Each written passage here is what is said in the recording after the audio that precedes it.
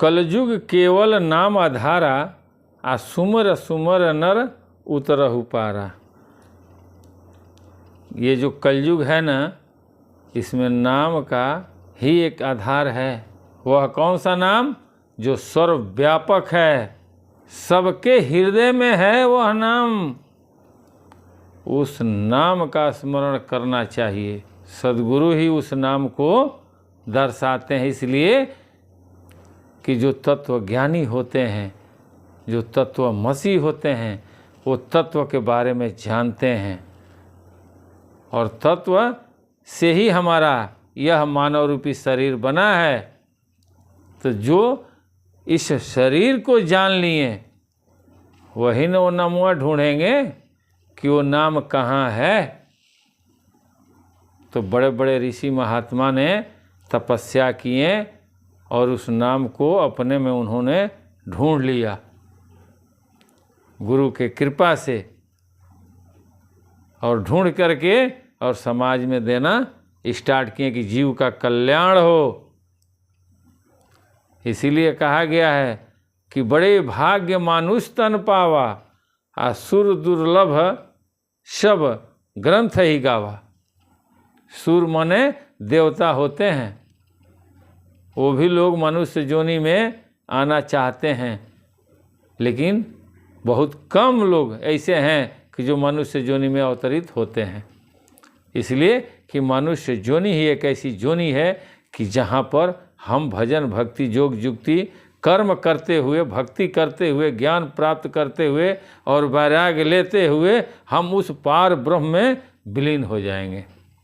और ये तभी होगा कि जब हमारा शरीर रहेगा। मरने के बाद मुक्ति नहीं, जीते जी मुक्ति।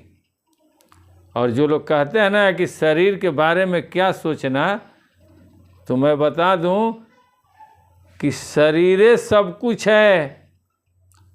जिनका शरीर में थोड़ा कुछ फॉल्ट हुआ है ना, तो उनसे मिलिए, वो बताएंगे कि बाबू शरीर ही सब धाम है। अगर शरीर स्वस्थ नहीं है तो ना तो आपसे भजन होगा, ना आपसे कुछ काम कर पाएंगे, कोई भी क्रियाएं आपसे नहीं हो पाएगी। इसलिए शरीर सबसे सर्वोपरि है। ऐसे नहीं कहा गया है कि बड़े भाग मनुष्य तन पावा, सुर दुर्लभ सब ग्रंथ ही गावा। ये शरीर सर्वोसर्वा है। बहुत से जाएंगे लोग तो कहेंगे शरीर के बारे में क्या सोचते हैं, शरीर नश्वान है। तो उनसे पूछिए कि शरीर नश्वान है तो फिर खाने के लिए कहाँ बैठे हैं इतना देर? आखिर वो खानवा से शरीर में न रहेगा? छोड़िए खाना, शरीर का नाश कर दीजिए, कहानी खत्म हो जाए। नहीं होगा। कहना आसान है, करना बहुत मुश्किल है। शरीर सर्वोपरि है। ये हमारी इंद्रियां, ये हमारा शरीर कैसे सही रहेगा, कैसे हम भजन करेंगे, कैसे उस नाम की प्राप्ति होगी, ढूंढना हमारा दायित्व है। और ढूंढिए, उस नाम को ढूंढिए जिस नाम का उत्पत्ति आदि से लेके और अंत तक वो रहेगा। ये सिर्फ कलयुग में ही नहीं आया, ये हर युग में था वो नाम। जब सृष्टि की रचना होने से पहले वो नाम था, और उसी नाम के बल पर पूरा सृष्टि की उत्पत्ति हुई है। वह ब्रह्म, उसको जानना जरूरी है। इसीलिए तो कहा गया है कि ब्रह्म जाने ब्राह्मणे।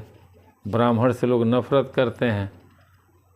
इसलिए नफरत करते हैं कि लोग जानते नहीं हैं कि ब्राह्मण के साथ रहने वाले कभी दुखी नहीं रहते हैं। इसलिए कि ब्राह्मण वेद का ज्ञाता होते हैं, उन्हें पता होता है, प्रकृति को जानते हैं, वो अध्ययन किए हैं, वेद पुराण शास्त्र अध्ययन करके और उस पथ पर वो चले हैं। और आज इतिहास गवाह है कि आज भी आप देखिए कि जिनके साथ में कोई ब्राह्मण हैं, उनका हर क्रिया सही चल रही है। उनका उठना बैठना, खाना पीना, निकलना आना जाना, सब कुछ पूजा पद्धति सब वो कराते हैं कि भैया आप ऐसे कर्म करें, ये समय मुहूर्त सही नहीं है, इस समय मत जाइए, इस समय जाइएगा तो ऐसी ऐसी घटनाएं हो सकती हैं। आज जो लोग कहते हैं ना कि ढोंग है, तो आज भी हिंदुस्तान में बड़े बड़े ज्योतिष का बोर्ड लगा होगा, आप अपना जन्म कुंडली ले जाकर वहाँ दे दीजिएगा, और आपके जीवन में क्या क्या घटा है वो आपका कुंडली के हिसाब से देख कर के वो ब्राह्मण आपको बता देंगे।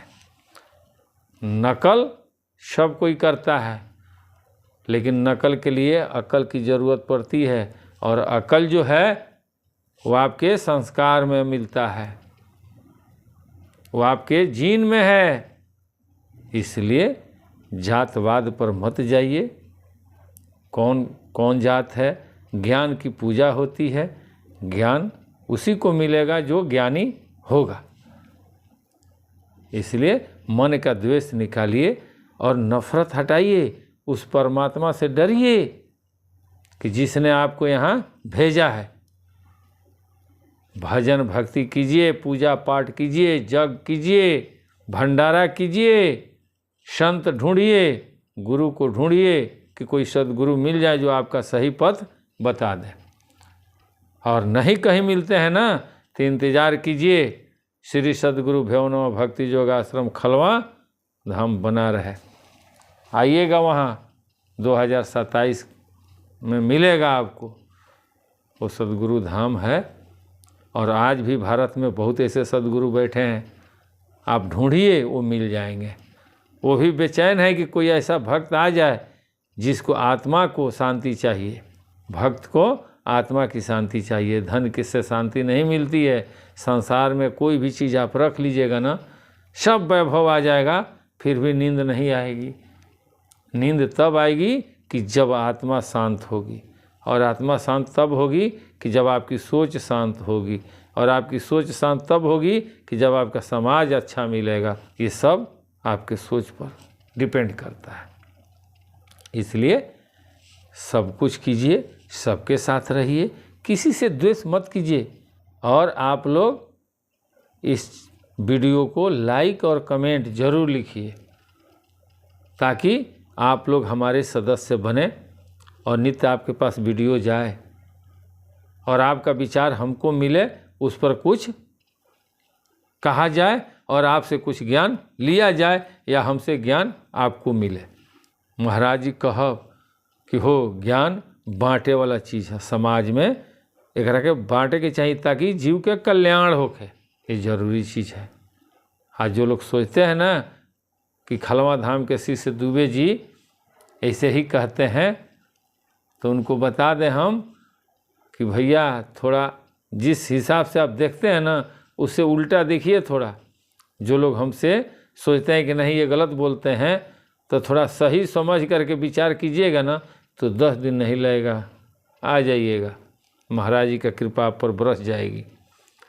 और नित्य रात्रि 9 बजे से 10 बजे तक यूट्यूब चैनल पे सत्संग खलवा चलता है, और आप लोग आइएगा, सत्संग सुनिएगा। महाराज जी का आरती वंदना सब होता है, लोग आते हैं। और हमारी आपसे अनुरोध है कि आप लोग भी सहयोग करें, ताकि हम लोग खलवा धाम को, एक तपोभूमि को पूरे भारत में प्रचलित करें कि हाँ भाई एक तपोभूमि खलवा धाम भी सद्गुरु आश्रम है। ये तभी होगा कि जब आप लोगों का सहयोग होगा। ऐसा नहीं है कि इसमें कहीं से कोई किसी को कुछ चाहिए, नहीं। आपकी आत्मा की शांति मिल जाए, हमारी भक्ति सार्थक हो गई। ये हम इसलिए कर रहे हैं कि महाराज जी का चर्चा, अपने गुरु की चर्चा करनी चाहिए, उससे आपको गुरु की कृपा आप पर बरसती है।